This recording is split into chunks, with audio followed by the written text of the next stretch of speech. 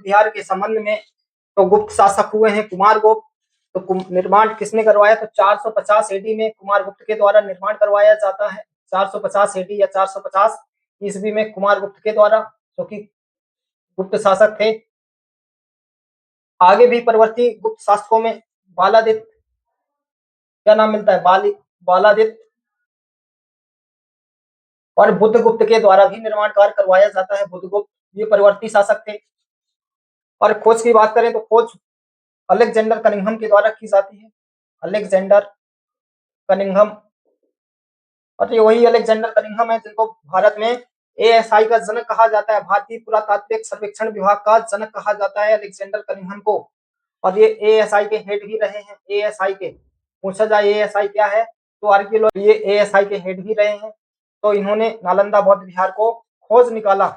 आगे हम देखते हैं कि संरक्षण किन शासकों ने दिया। तो गुप्तोत्तर काल में थानेश्वर का मौखरी वंश या वर्धन वंश के शासक थे हर्षवर्धन। पढ़ेंगे हम आगे हर्षवर्धन के बारे में। ये मौखरी वंश के शासक थे या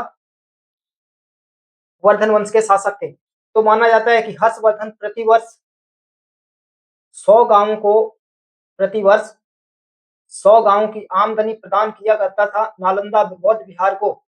कितने? तो 100 गांवों की आमदनी नालंदा बौद्ध विहार को प्रदान करता था। आगे हम देखते हैं तो पाल शासकों में देवपाल, एक तो है देवपाल। तो देवपाल भी 5 गांव दान प्रदान किए थे। 5 गांवों को दान किया था इस नालंदा बौद्ध विहार को। जबकि पाल वंश में एक शासक है महिपाल, क्या नाम है? महिपाल। तो महिपाल ने भी नालंदा बौद्ध विहार के कुछ भाग का निर्माण करवाया था। नालंदा बौद्ध विहार को गांव दान में क्यों दिए जाते थे? तो हर्षवर्धन ने, जो कि प्रतिवर्ष 100 गांवों की आमदनी दान में दिया करता था, और जबकि देवपाल, जो कि पाल वंश का शासक है, ये 5 गांव प्रदान किए थे नालंदा बौद्ध विहार को। तो क्यों दान दिए जाते थे या क्यों गांव को या गांव की आमदनी प्रदान की जाती थी? तो ये नालंदा था, तो ये विश्व का पहला आवासीय विद्यालय था। कैसा था? आवासीय विद्यालय था। और ये इस काल में शिक्षा का प्रमुख केंद्र रहा है। और ये आवासीय विद्यालय भी था। माना जाता है कि 10,000 पर 2,000 शिक्षकों की नियुक्ति की जाती थी। कितने? 10,000 विद्यार्थियों पर 2,000 शिक्षकों की नियुक्ति। अब ये जो शिक्षक हैं, जो शिक्षा दीक्षा देते हैं, पढ़ाते हैं नालंदा बौद्ध विहार में, तो इनके वेतन भत्ते का जुगाड़ कहाँ से होगा? तो ये काम करने तो जाते नहीं है कहीं मजदूरी या मेहनत करने, तो इनकी वेतन भत्तों की जो व्यवस्था है ये कहाँ से होगी? तो इन्हीं गांवों से होगी। गांव से ही इनके वेतन भत्ते मिला करते थे। जैसा कि हर्षवर्धन इनको प्रतिवर्ष 100 गांव की आमदनी दिया करते थे, तो इसी आमदनी से यहाँ के शिक्षकों को वेतन भत्ते दिए जाते थे। आगे हम विशेष तथ्य में देखें तो इसके नष्ट होने की कहानी।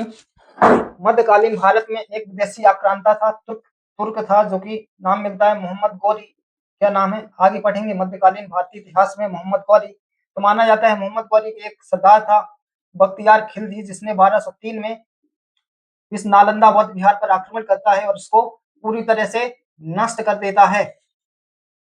तो कुछ अभी नष्ट कर देता है। जबकि भारत में नालंदा बौद्ध विहार के पीछे एक विवाद का विषय भी है कि बख्तियार खिलजी ने नहीं, बल्कि नालंदा बौद्ध विहार को इस देश के ब्राह्मणों ने नष्ट किया था।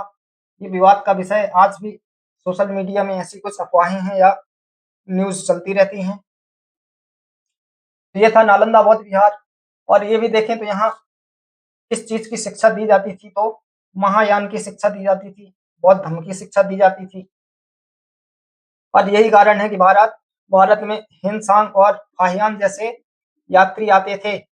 फाहियान, हिनसांग, इत्सिंग जैसे चीनी यात्री भारत में आए। क्यों आते थे? तो बौद्ध ग्रंथों का अध्ययन करने और भारत में शिक्षा प्राप्त करने और बौद्धों से संबंधित स्थलों का भ्रमण करने। तो ये था नालंदा बौद्ध विहार के संबंध में कुछ महत्वपूर्ण जानकारी। उम्मीद करता हूँ पसंद आया होगा।